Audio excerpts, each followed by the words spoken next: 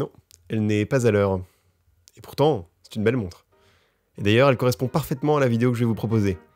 Aujourd'hui, on va parler de 10 montres automatiques entre 500 et 1000 euros. C'est parti.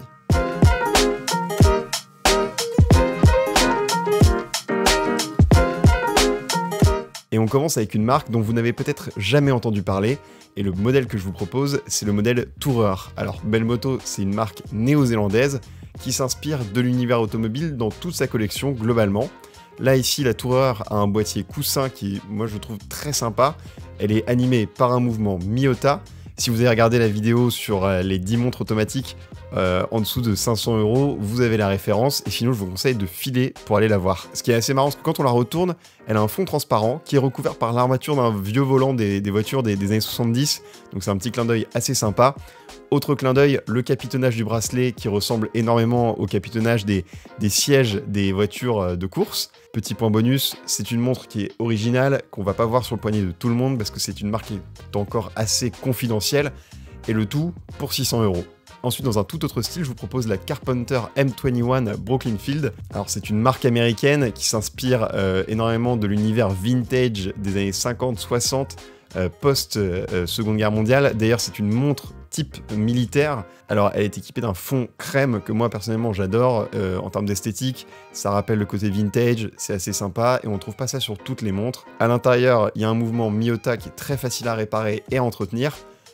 Autre bonus aussi, moi je mettrais, c'est pour les aiguilles bleues et le guichet de date en forme circulaire. Moi je trouve que c'est très élégant et c'est un petit bonus pour moi. Moi je trouve ça bien. Et le tout pour seulement 530 euros, ça va être dur de faire beaucoup mieux en termes de rapport qualité-prix. Dans un style un petit peu plus musclé, je vous propose la Glycine Combat Sub Phantom GL 0083 parce qu'on pourrait faire simple, mais on fait un peu plus compliqué. Et là, c'est une marque suisse, univers militaire et de l'aviation. Le boîtier, c'est un boîtier de 42 mm. Donc si vous avez un petit poignet comme moi, c'est peut-être pas la montre que je vous recommande le plus, même si elle a quand même sacrément de la gueule. Elle a une couronne crantée dans un esprit très Submariner d'une grande marque suisse que je ne citerai pas, même si s'ils veulent nous contacter, il n'y a pas de problème. Je veux dire, on peut en parler. Voilà. On retrouve un bracelet NATO dessus, qui donne un petit côté vintage, et un mouvement suisse ETA à l'intérieur, parce que comme c'est une marque suisse, ils utilisent un mouvement suisse. Et le tout pour 895 euros. C'est un très bon rapport qualité-prix. De toute façon, il n'y a que des bons rapports qualité-prix dans cette vidéo. Et on retourne aux États-Unis avec une montre Hamilton, la Keiki Navy Pioneer automatique. C'est donc encore une fois une marque américaine très très connue puisqu'elle a notamment fait beaucoup de montres pendant la guerre puisque c'était les montres de dotation, les montres Hamilton. Donc issues de l'univers militaire, un boîtier de 43 mm, encore une fois si vous avez un petit poignet, c'est pas celle que je recommande le plus. Elle a inspiré des chronomètres de la marine des années 40 en l'occurrence cette montre. Et à l'intérieur on retrouve un mouvement de la maison Hamilton puisque c'est un mouvement H10 qui, attention, a une réserve de marche non pas de 40 heures, non pas de 42 heures, mais bien de 80 heures, ce qui est à peu près équivalent au Deo 3 jours. Voilà, Deo 72 heures, c'est pareil. Et le tout pour 975 euros, donc on est en dessous des 1000. Et ouais. Alors là, j'ai un petit problème avec cette marque, que je trouve très jolie, mais je sais pas comment on prononce, donc on va dire que c'est Junghans.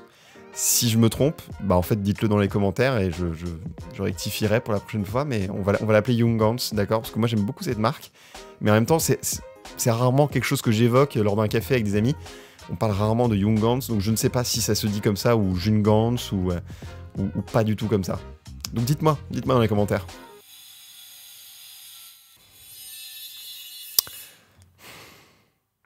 Il faut arrêter les travaux. Il faut arrêter, s'il vous plaît. Alors la Junghans Max Bill automatique, là on est sur un style totalement différent de ce que je vous ai proposé jusqu'à présent.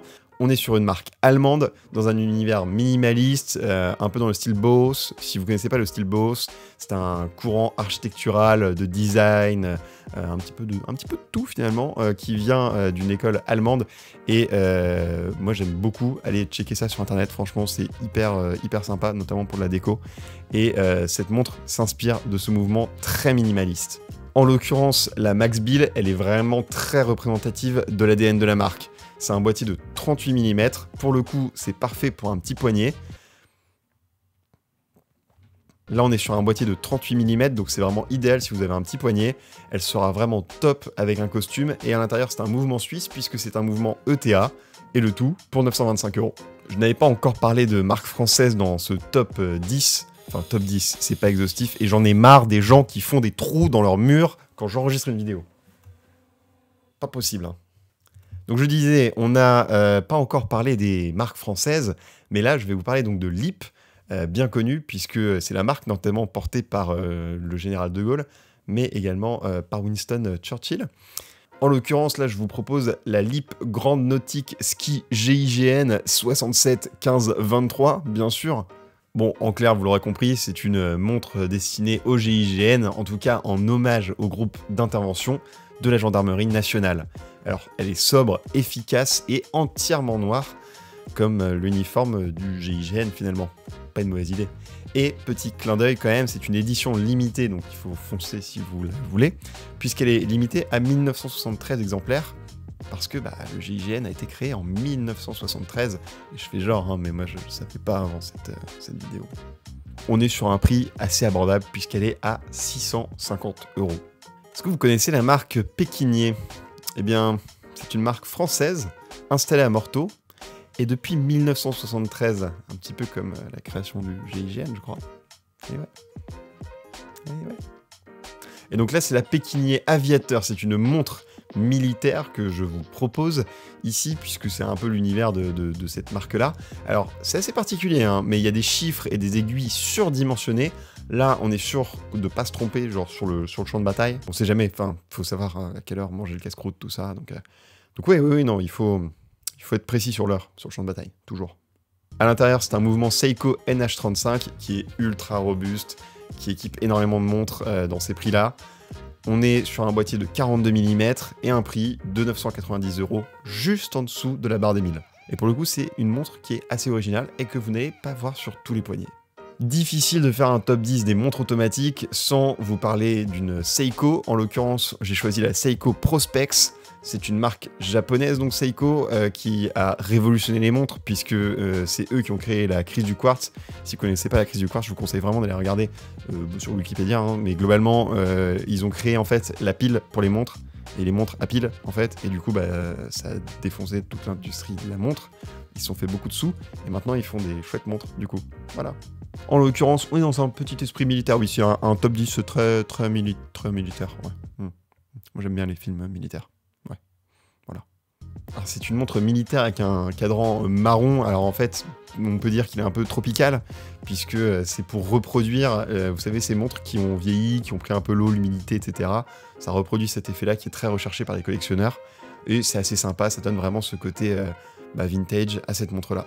Et pour accentuer ça, on a un bracelet NATO. À l'intérieur, on retrouve un calibre Seiko, forcément, et le tout pour 660 €. Bon, pour le moment, je vous avais proposé qu'une seule marque allemande, alors en voici une deuxième, la marque Stowa avec sa Flieger Verus 40.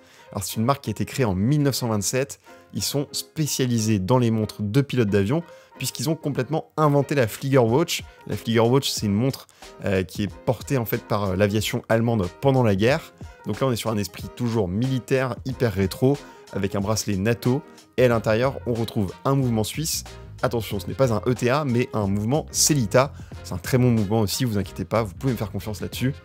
On la retrouve, petite originalité, en 40, en 42 et en 43 mm, histoire de s'adapter à tous les poignets. On va continuer avec la Steinhardt Marine Chronograph. Alors c'est une marque suisse. Et non, ce n'est pas une marque suisse, mais bien une marque allemande. Veuillez m'excuser pour cette petite erreur liée à un énorme manque de sommeil. Steinhardt, qui est très réputé pour son rapport qualité-prix. C'est une montre chronographe qui est très complexe, avec guichet de date et de jour, chronographe et évidemment boussole. Pourquoi? Mais en tout cas, c'est assez sympa, c'est marrant et la montre est très jolie. À l'intérieur, on retrouve un mouvement ETA et cette montre est proposée à 940 €. Voilà, c'est la fin de cette vidéo. J'espère que ça vous a plu, que vous avez pu découvrir des montres que vous ne connaissiez peut-être pas, des marques que vous ne connaissiez peut-être pas. Évidemment, ce n'est pas exhaustif, il y en a plein d'autres, et d'ailleurs, dans notre article qu'on a fait sur le sujet, il y en a une dizaine d'autres en plus, c'est dans la description, je vous conseille d'aller voir, et puis à bientôt pour une nouvelle vidéo.